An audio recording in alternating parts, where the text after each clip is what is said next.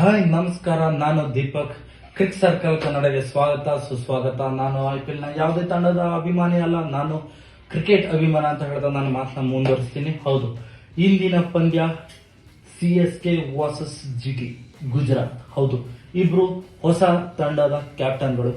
ಆ ಕಡೆ ಇಬ್ರು ತಂಡಗಳು ಒಂದೊಂದು ಪಂದ್ಯವನ್ನ ಗೆಲುವು ಸಾಧಿಸಿದೆ. ಯಂಗ್ ಸ್ಟಾರ್ ಅಂತಾನೆ ಹೇಳ್ಬೋದು. ಈ ಕಡೆ ಗಿಲ್ಲು, ಆ ಕಡೆ ಗಾಯಕ್ವಾಡ್. ಹೌದು, ಇವರಿಬ್ಬರ ಬಗ್ಗೆ ಹೇಳ್ಬೇಕಂತಂದ್ರೆ ತುಂಬಾ ಯಂಗ್ ಸ್ಟೇಜ್ ಅಲ್ಲಿ ಕ್ಯಾಪ್ಟನ್ಸಿ ಪಟ್ಟವನ್ನು ಪಡೆದರು. CSKಗೆ ಈ ವರ್ಷ ಧೋನಿ ನಂತರ ಗಾಯಕ್ವಾಡ್ ಮುಖ್ಯವಾಗಿ ಬೇಕೇ ಬೇಕಂತ ಗಾಯಕ್ವಾಡ್ ಮಾಡಿದ್ದಾರೆ. ಈ ಕಡೆ ಹಾರ್ದಿಕ್ ಪಾಂಡ್ಯ ಮುಂಬೈ ಕಡೆ ಹೋಗಿರೋದ್ರಿಂದ ಗಿಲ್ಗೆ ಕ್ಯಾಪ್ಟನ್ಸಿ ಸಿಕ್ಕಿದೆ. ಸೊ ಹಾಗಾಗಿ ಎರಡು ತಂಡಗಳು ಉತ್ತಮವಾದ ಪ್ರದರ್ಶನ ತೋರಿಸಿ ಒಂದು ಮ್ಯಾಚ್ ಒಂದು ಗೆಲುವು ಸಾಧಿಸಿದೆ. ಈ ಕಡೆ ಬಲಿಷ್ಠ ಮುಂಬೈ ತಂಡವನ್ನ ಕೆಲವು ದಿನಗಳ ನಂತರ ಎದುರಿಸಿ ಹಾರ್ದಿಕ್ ಪಡೆಯನ್ನ ಧೂಳಿಪಟ ಮಾಡಿದೆ. ಆ ಕಡೆ CSK ಬಲಿಷ್ಠ RCB ತಂಡವನ್ನ ತವರಿನಲ್ಲಿ ಸೋಲಿಸಿ ಗೆಲುವು ಸಾಧಿಸಿದೆ. ಹೌದು, ನಾನು ಈ ಮ್ಯಾಚ್ ಬಗ್ಗೆ ಸಂಪೂರ್ಣ ವಿವರ ಕೊಡ್ತಾ ಹೋಗ್ತೀನಿ. ಯಾರು ಯಾವ ಪ್ಲೇಸ್ಮೆಂಟ್ ಅಲ್ಲಿ ಆಡಬಹುದು, ಯಾವ ಪ್ಲೇಸ್ಮೆಂಟ್ ಅಲ್ಲಿ ಆಡಿದ್ರೆ ಚೆನ್ನಾಗಿರತ್ತೆ, ಹಾಗೆ ಈ ಮ್ಯಾಚ್ ಅಲ್ಲಿ ಯಾರು ಆಡಬಹುದು, ಯಾರು ಆಡ್ತಾರೆ, ಯಾರು ಆಡಲ್ಲ ಅನ್ನೋದನ್ನ ನಾನು ಸಂಪೂರ್ಣ ವಿವರಣೆ ಕೊಡ್ತಾ ಹೋಗ್ತೀನಿ. ಹಾಗೆ ಪ್ಲೇಯಿಂಗ್ 11 ಬಗ್ಗೆ, ಇಂಪಾರ್ಟೆಂಟ್ ಪ್ಲೇಯರ್ ಬಗ್ಗೆ, ಹಾಗೆ ಇಂಪಾರ್ಟೆಂಟ್ ಬೌಲರ್ ಬಗ್ಗೆ ನಾನು ಹೇಳ್ತೀನಿ. ಟಾಪ್ 5, ಟಾಪ್ 3 ಎಲ್ಲ ಹೇಳ್ತಾ ಹೋಗ್ತೀನಿ. ಬನ್ನಿ, ಇವಾಗ CSK ಕಡೆ ಹೋಗೋದಾದ್ರೆ ಉತ್ತಮವಾದ ಪ್ರದರ್ಶನ ತೋರಿಸ್ಕೊಂಡೇ ಬಂದಿದ್ದಾರೆ. ಹೌದು, ಓಪನಿಂಗ್ ದಾಂಡಿಗಾರಾದ್ರೆ ಗಾಯಕ್ವಾಡ್, ರವೀಂದ್ರ ಜಡೇಜಾ.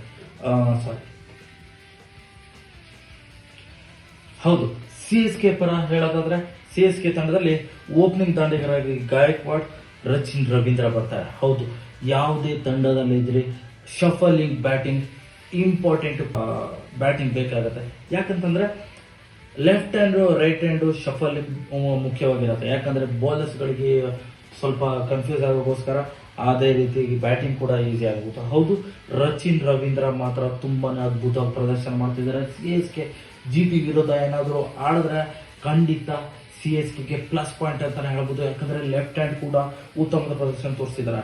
ಅದೇ ರೀತಿ ಗಾಯಕ್ವಾಡ್ ಕೂಡ ಹೋದ್ ಮ್ಯಾಚ್ ಅಲ್ಪ ಪ್ರಮಾಣದಲ್ಲಿ ಪ್ರಯತ್ನ ಪಟ್ಟಿದ್ರು. ಆದ್ರೆ ಅವ್ರಿಗೊಂದ್ ಸ್ವಲ್ಪ ಕ್ಯಾಪ್ಟನ್ಸಿ ಪ್ರೆಷರ್ ಇರೋದ್ರಿಂದ ಅವ್ರು ಹೇಗೆ ಆಡ್ತಾರೆ ಅಂತ ನೋಡ್ಬೇಕು.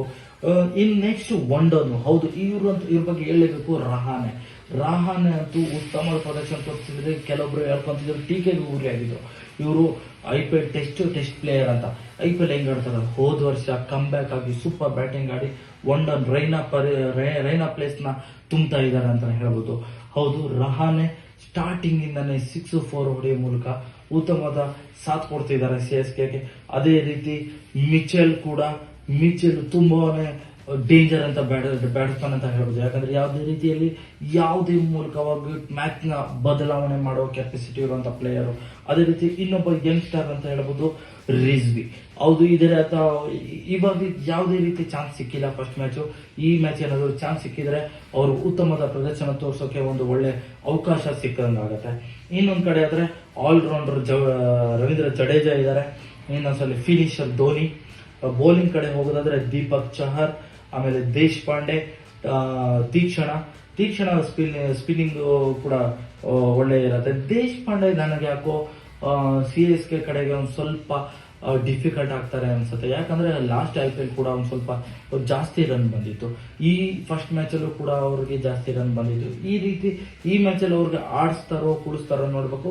ಪ್ಲಸ್ ಪಾಯಿಂಟ್, ಯಾಕಂದ್ರೆ ಗೆಲುವು ತಂಡನ ಆಡಿಸ್ಬೋದು. ಬಟ್ ಡಿಫಿಕಲ್ಟ್ ಏನ್ ಮಾಡೋಕ್ಕಾಗಲ್ಲ, ಚೇಂಜಸ್ ಮಾಡಿದ್ರು ಮಾಡಬಹುದು.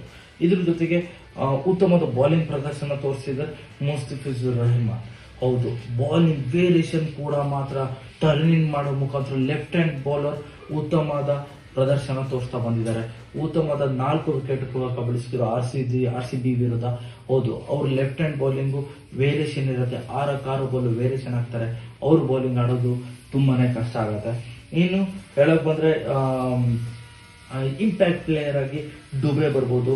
ಡುಬೆ ಬಂದ್ರೆ ಇಂಪ್ಯಾಕ್ಟ್ ಪ್ಲೇಯರ್ ಚೇಸಿಂಗ್ ಮೂವ್ಮೆಂಟ್ ಅಲ್ಲಿ ತುಂಬಾ ಯೂಸ್ ಆಗುತ್ತೆ ಅಂತ ಹೇಳ್ಬೋದು. ಇಲ್ಲಿ CSK ಪರ ನಾನು ಇಂಪಾರ್ಟೆಂಟ್ ಆಗಿ ಟಾಪ್ 3 ಇಲ್ಲಾಂದ್ರೆ ಟಾಪ್ 5 ಬ್ಯಾಟ್ಸ್ಮನ್ ಹೇಳಕ್ ಬಂದ್ರೆ, ಹೌದು, ಇಲ್ಲಿ ಟಾಪ್ 3 ಬ್ಯಾಟ್ಸ್ಮನ್ ಹೇಳಕ್ ಬಂದ್ರೆ Rachin Ravindra. First of all Rachin Ravindra ಆಗ್ತಾರೆ. ನೆಕ್ಸ್ಟ್ ಮಿಚೆಲ್ ಆಗ್ಬೋದು, ಮಿಡಲ್ ಆರ್ಡರ್ ಅಲ್ಲಿ ಮಿಚೆಲ್ ಇಂಪಾರ್ಟೆಂಟ್ ಆಗ್ತಾರೆ. ಅದೇ ರೀತಿ ಇನ್ನೊಂದ್ಸಲ ರಹಾನೆ ಕೂಡ ಆಗ್ಬೋದು.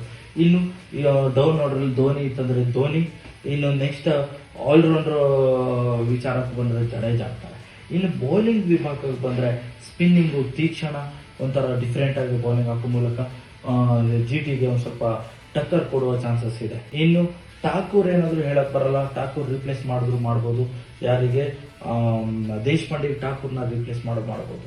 ಸೊ ಈ ರೀತಿ CSK ಮ್ಯಾಚ್ ನ ಗೆಲುವು ಸಾಧಿಸಿ ಬಲಿಷ್ಠ ತಂಡವನ್ನು ಹೊಂದ್ಕೊಂಡಿದ್ದಾರೆ. ಇನ್ನು ನಾನು GT ಕಡೆ, ಗುಜರಾತ್ ಕಡೆ ಬರೋದಾದ್ರೆ ಉತ್ತಮವಾದ ತಂಡ ಅಂತ ಹೇಳ್ಬೋದು. ಬಲಿಷ್ಠ ಮುಂಬೈ ತಂಡವನ್ನ ಸೋಲಿಸಿ ಇನ್ನು 2ನೇ ತಂಡಕ್ಕೆ ಬಂದಿದೆ. ಫಸ್ಟ್ ಕ್ಯಾಪ್ಟನ್ಸಿ ಗೆಲುವು ಸಾಧಿಸಿದೆ ಗಿಲ್ ಅಂತ ಹೇಳ್ಬೋದು. ಅದು ವೃದ್ಧಿಮಾನ್ ಶಾ, ಸುದರ್ಶನ್ ಓಪನಿಂಗ್ ದಾಂಡ ಬರ್ತಾರೆ.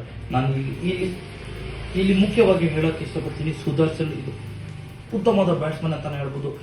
ಯಾವುದೇ ಫಾರ್ಮೆಟ್ ಅಲ್ಲಿ ಕೂಡ ಉತ್ತಮವಾದ ಪ್ರದರ್ಶನ ತೋರಿಸುವ ಆಟಗಾರ ಅಂತ ಹೇಳ್ಬೋದು. ನಿಜವಾಗ್ಲೂ ಹೌದು, ಸುದರ್ಶನ್ ಬ್ಯಾಟಿಂಗ್ ನೋಡ್ತಾ ಇದ್ರೆ ತೋರು ಡಿಫ್ರೆಂಟ್ ಆಗಿ ಬ್ಯಾಟ್ಸ್ಮನ್, ತೋರು ಒಳ್ಳೆ ಫ್ಯೂಚರ್ ಇರುವಂತ ಬ್ಯಾಟ್ಸ್ಮನ್ ಅಂತ ಹೇಳ್ತೀನಿ.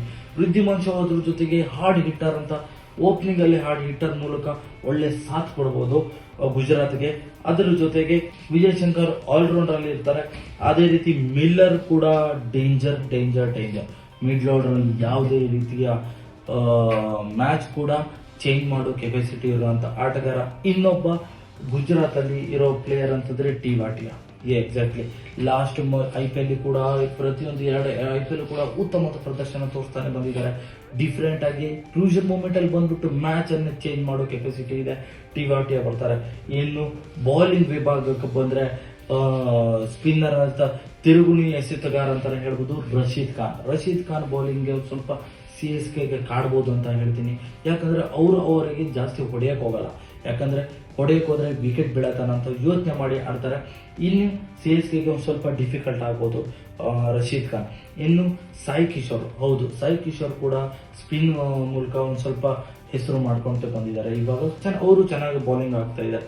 ಇನ್ನು ಉಮೇಶ್ ಎಕ್ಸ್ಪೀರಿಯನ್ಸ್ ಹೌದಾ, ಲಾಸ್ಟ್ ಓವರ್ ಅಲ್ಲಿ ಚೆನ್ನಾಗಿ ಬೌಲಿಂಗ್ ಆಡೋದ್ರಿಂದ ಉಮೇಶ್ ಯಾದವ್ ಕೂಡ ಚೆನ್ನಾಗಿ ಆಡಿಸ್ಬೋದು. ಅದರ ಜೊತೆಗೆ ಜಾನ್ಸನ್ ಕೂಡ ಚೆನ್ನಾಗಿ ಆಡಿಸ್ತಾರೆ.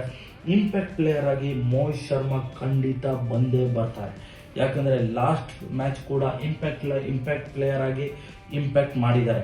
ಈ ಸಲ ಕೂಡ CSK ಮೂಲಕ ಮೋಹಿತ್ ಶರ್ಮಾ ಇಂಪ್ಯಾಕ್ಟ್ ಪ್ಲೇಯರ್ ಆಗಿ ಇಂಪ್ಯಾಕ್ಟ್ ಮಾಡಬಹುದಾ ಅಂತ ನಾನು ಹೇಳಕ್ ಇಷ್ಟಪಡ್ತೀನಿ. ಅದ್ರ ಜೊತೆಗೆ ಈ CSK ವರ್ಸಸ್ ಗುಜರಾತ್ ತಂಡ ವಿರುದ್ಧ ತುಂಬಾನೇ ಡಿಫಿಕಲ್ಟ್ ಆಗಿದೆ.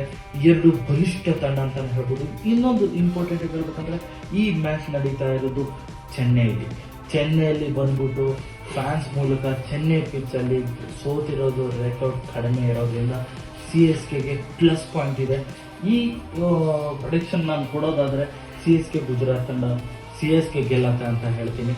ಲಾಸ್ಟ್ ಮ್ಯಾಚ್ ನಾನು ಖಂಡಿತ RCB ಗೆಲ್ಲತ್ತ ಅಂತ ಹೇಳಿದ್ದೀನಿ. RCB ಗೆದ್ದಿದೆ.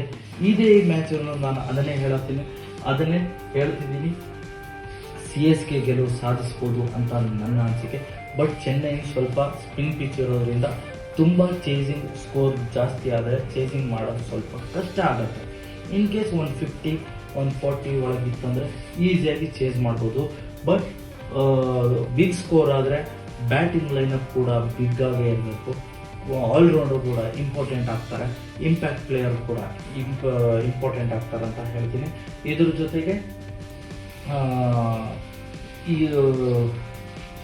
ಜೊತೆಗೆ ಗುಜರಾತ್ ತಂಡದಲ್ಲಿ ಇಂಪಾರ್ಟೆಂಟ್ ಪ್ಲೇಯರ್ ಅಂತಂದ್ರೆ ಟಾಪ್ 3 ಪ್ಲೇಯರ್ ಅಂತಂದ್ರೆ ಮಿಲ್ಲರ್ ಆಗ್ತಾರೆ, ಸುದರ್ಶನ್, ಅದರ ಜೊತೆಗೆ ಟಿ ವಾಟಿಯಾ ಆಗ್ತಾರೆ.